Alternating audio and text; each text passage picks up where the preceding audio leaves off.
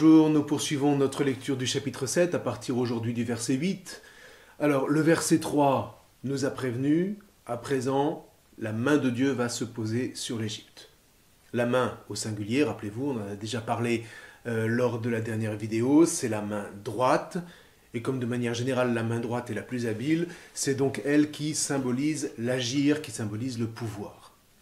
Donc, la main de Dieu, c'est l'agir souverain de Hachem en faveur de la vie et de la libération des fils d'Israël. Et donc, par voie de conséquence, c'est en même temps l'agir souverain de Hachem dirigé contre l'Égypte en tant qu'elle est pourvoyeuse de mort. Voilà ce que le récit va mettre en scène maintenant à partir du verset 8.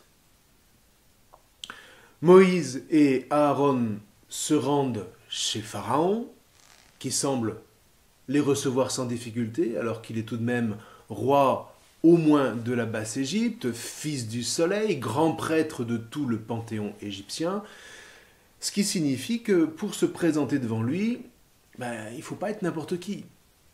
Or, Moïse et Aaron lui sont présentés, semble-t-il, sans difficulté, ce qui confirme qu'ils sont reconnus comme des hauts personnages d'Égypte. Alors, en revanche, ce qui est un peu surprenant, c'est que ces trois-là ne se disent rien. On assiste jusqu'au verset 13 à une espèce de rituel muet, prodige contre prodige, un peu comme pour camper face à face les personnages. Bon. Quoi qu'il en soit, on nous dit que Aaron jette son bâton à terre. Encore un signe que Aaron est sans doute un grand d'Égypte. Grand prêtre du sanctuaire mémorial de Joseph Aménophis, son bâton n'est autre que celui des dignitaires, puisque tous les hauts personnages en exercice au nom de Pharaon avaient tous un bâton d'autorité. À commencer évidemment par Pharaon lui-même, détenteur du Heka, on en a déjà parlé, ce bâton en forme de houlette de berger. C'est particulièrement clair quand on regarde certaines cartouches de hauts fonctionnaires, ils ont tous ce bâton inscrit dans la cartouche. Alors pour ceux que ça intéresse, je vous mets en consultation une petite étude sur les bâtons en Égypte ancienne et en Afrique noire qui ira un peu dans ce sens. Et voilà, nous dit-on que le bâton de Aaron se transforme en tanin, c'est-à-dire non pas en serpent, mais en saurien.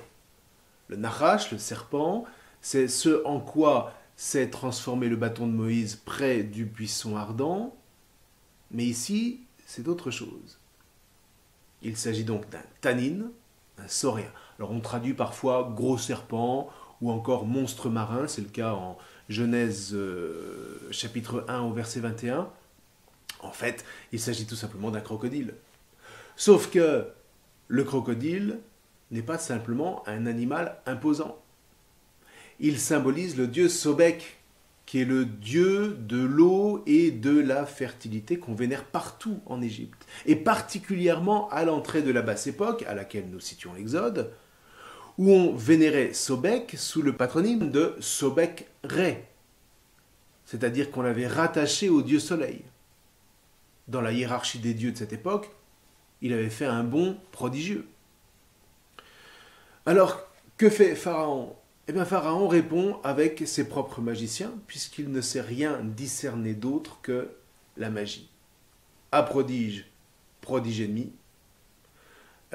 les magiciens jettent deux bâtons qui deviennent à leur tour deux sauriens, dont on nous dit tout de suite qu'ils sont avalés par le premier. Tout ça nous est raconté en à peine 2 versets et demi. Vous voyez, comme toujours, on ne s'attarde pas sur le prodige. En revanche, beaucoup plus important, on termine ce passage en nous affirmant que, donc dès ce premier moment, Pharaon s'obstine et n'écoute rien. Alors ceci dit, bon, écoutez quoi, puisque Moïse et Aaron n'ont rien dit. Eh bien, il fallait écouter précisément le signe, et non pas seulement s'en tenir à la magie. D'autant plus que ce signe parlait le langage de l'Égypte, c'est-à-dire un langage parfaitement limpide pour tout Égyptien qui voulait l'entendre. Donc vous voyez, déjà là, à un niveau vraiment basique, les choses sont mal engagées. Alors, qu'est-ce qui va se passer? On va franchir un cran. Et c'est là que vont apparaître les fameuses plaies d'Égypte, que certains préfèrent désigner, à raison me semble-t-il, comme des frappes, makkot en hébreu. Parce que Dieu va effectivement frapper, et il va frapper fort. La plaie, si vous voulez, ça laisse entendre un phénomène en soi, alors que la frappe, elle, dit aussi le frappeur, en quelque sorte. Tout autant d'ailleurs qu'elle dit la guerre qui est en train de s'engager. Alors, avant de voir chaque frappe, prenons le temps d'avoir une petite vue d'ensemble sur tous ces événements. Les 9 premières frappes sont racontées en 3 ensembles de 3 frappes, avant que n'advienne la 10e qui sera décisive. Au début de chaque ensemble, on a toujours le même indice. Moïse vient voir Pharaon sur le bord du Nil. Et puis, à chaque deuxième frappe, il vient voir directement Pharaon. Quant au troisième coup, il part sans prévenir. Dans le premier groupe de 3 frappes, les magiciens essayent tous d'intervenir.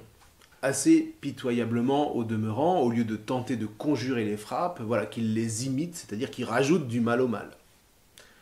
Et à la troisième, ils capitulent devant ce qu'ils appellent le doigt de Dieu. Dans le deuxième groupe, les magiciens sont toujours là, mais désormais ils sont complètement passifs. Et dans le troisième groupe de frappes, ils ont carrément disparu. On peut conjecturer que Pharaon les a vraisemblablement renvoyés en voyant qu'ils commençaient à reconnaître le Dieu des Hébreux. Alors maintenant, que penser du récit de ces 10 frappes? Alors, posons la question qui tue. Est-ce qu'elles ont réellement eu lieu? Et ici, est-ce que l'historiographie peut venir à notre secours? Parce que si ces événements, comme ceux que décrit l'Exode, ont eu lieu, on est en droit d'en attendre quelques traces. Alors effectivement, du point de vue de l'historiographie, on a découvert à Memphis en 1828, vous voyez, ça date pas d'hier, il y a quasiment 200 ans, un papyrus connu sous le nom de papyrus d'Ipu-Ur, écrit en hiératique, c'est-à-dire des hiéroglyphes stylisés, utilisés entre autres pour les textes sacrés égyptiens. Ce manuscrit est conservé aujourd'hui à Leiden, aux Pays-Bas, et il remonte, disent les experts, à la fin de la 19e dynastie, donc un peu avant la date où nous plaçons les événements de l'Exode. Il serait lui-même la copie d'un document qui remonterait, lui, à la fin de la 6e dynastie, c'est-à-dire à la fin de l'Ancien Empire, à l'époque des pyramides. Alors, quoi qu'il en soit, ce document relate le récit de phénomènes assez semblables à ceux que décrivent les 10 frappes, ce qui signifie à tout le moins que l'Égypte a connu des fléaux ravageurs qui l'ont marquée jusque dans sa chair, au point qu'elle ne les a jamais oubliés. Alors, reste la question, est-ce que ces documents ont influencé d'une manière ou d'une autre l'écriture du récit des frappes de l'Exode? Alors, il y a bien des chances. Mais attention de ne pas conclure trop vite à un simple plagiat. Contrairement à ce qu'on pourrait croire, le papyrus d'Ipu-Ur ne signifie pas qu'en réalité il ne se soit rien passé à l'époque de Moïse, tout au contraire. C'est vrai que si vous consultez le document, je vous le mets en pièce jointe, les similitudes sont là. Alors, comment maintenant expliquer cette correspondance? Eh bien, il s'est passé que pour raconter les événements de l'Exode, Moïse a tout simplement repris les formulations de ce texte ancien qu'il ne pouvait pas ne pas avoir en mémoire. Pourquoi? Mais parce que c'est comme ça qu'on écrit dans l'Antiquité. On prend appui sur la mémoire, et pas une mémoire en gros comme aujourd'hui. On s'appuie sur des récits vraiment connus et même mémorisés. C'est typique de l'écriture d'un Saint Jean, par exemple. Vous prenez son évangile, ou encore plus prégnant, son Apocalypse. Vous retrouvez des textes références explicites de l'Ancien Testament, mais réécrit à la lumière de l'avènement du Christ. Et donc pour en revenir à Moïse, le récit des frappes est d'autant plus significatif qu'il se réfère à des événements connus, mais éclairés cette fois à la lumière du projet de salut opéré par Hachem. Et l'Égypte sait pertinemment, elle, dans sa chair, qu'il ne s'agit pas d'une plaisanterie. Dit autrement, souvenez-vous du décret rédigé par Amenhotep III en faveur du sanctuaire mémorial de Joseph Amenophis. Ce décret interdisait à tout fonctionnaire égyptien d'en embaucher les administrateurs pour quelque corvée que ce soit. Ce à quoi s'est empressé de contrevenir Smendes. Or, sur la stèle du British Museum de Londres qui contient ce décret, on retrouve le même genre de malédiction que le papyrus d'Ipu'ur à l'intention des contrevenants. Donc, ça veut dire que de telles menaces n'étaient certainement pas des mots en l'air. On savait pertinemment que ces fléaux étaient possibles puisqu'ils avaient au moins eu lieu dans les temps anciens. Et même si la Bible n'en parle pas, quand Moïse vient avec Aaron pour présenter la stèle à Pharaon, celui-ci sait très bien à quoi ces malédictions font allusion. Or, il décide de continuer à passer outre. Résultat, eh bien, c'est l'Exode. L'Exode raconte tout simplement comment ces malédictions se sont bel et bien déroulées, et il nous le raconte avec les mots mêmes de ces documents. Et le plus terrible dans tout ça, voire même le plus effrayant, mais ce ne sont même pas les frappes en elles-mêmes.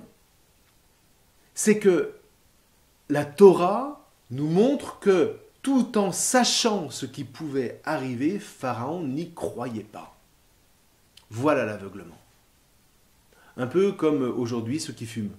Ils savent tous que la menace pèse sur eux, c'est écrit sur tous les paquets, mais ils refusent d'y croire. Ça s'appelle l'obstination. Donc, résumons. Est-ce que le papyrus d'Ipu'ur serait la preuve d'un pur plagiat biblique et qu'il ne se serait dans le fond rien passé en réalité? Sûrement pas. Tout au contraire. Grâce à ces documents historiographiques, le faisceau de présomption confirmerait plutôt que la Torah n'invente pas ces événements.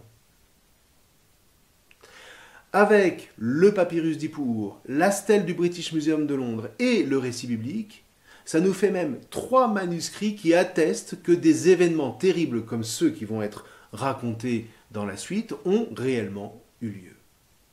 Vous savez, bien des événements considérés comme des acquis de l'Antiquité égyptienne ne peuvent pas revendiquer autant de témoins écrits. Qui plus est, comme la Torah n'est pas seulement un texte parmi d'autres, mais, dans la foi, une véritable parole prophétique, on peut aussi l'entendre pour comprendre comment le Seigneur prévient aujourd'hui les systèmes financiers contemporains organisés en structure de péché, dirait Jean-Paul II. Bien que ces pouvoirs mondiaux s'installent, ils sont d'une fragilité inimaginable. Eh bien, grâce à la Torah, nous savons que Hachem ne restera pas sans rien faire pour sauver son peuple.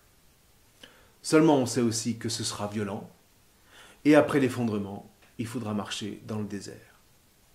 D'où l'importance pour nous, aujourd'hui, de lire et de scruter l'Exode, précisément pour garder la foi et l'espérance avec l'Église qui reste la meilleure alliée des hommes épris de la soif d'une véritable liberté.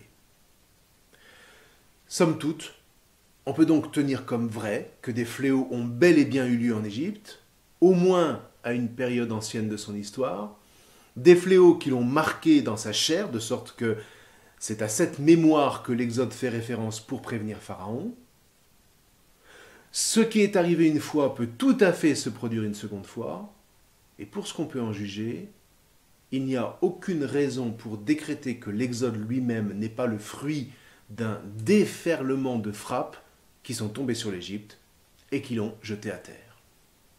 Je vous rappelle qu'à partir de la basse époque, où nous situons encore une fois pour notre part ces événements, jamais plus l'Égypte ne se relèvera.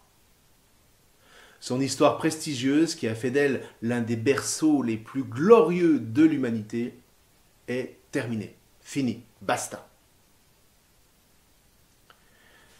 C'est dans cette optique que nous commencerons à étudier donc les frappes une à une la prochaine fois. D'ici là, vous pouvez relire le début du chapitre 7 jusqu'au verset 13, qui nous préparera à bien comprendre les enjeux des événements qui vont suivre. Je vous remercie.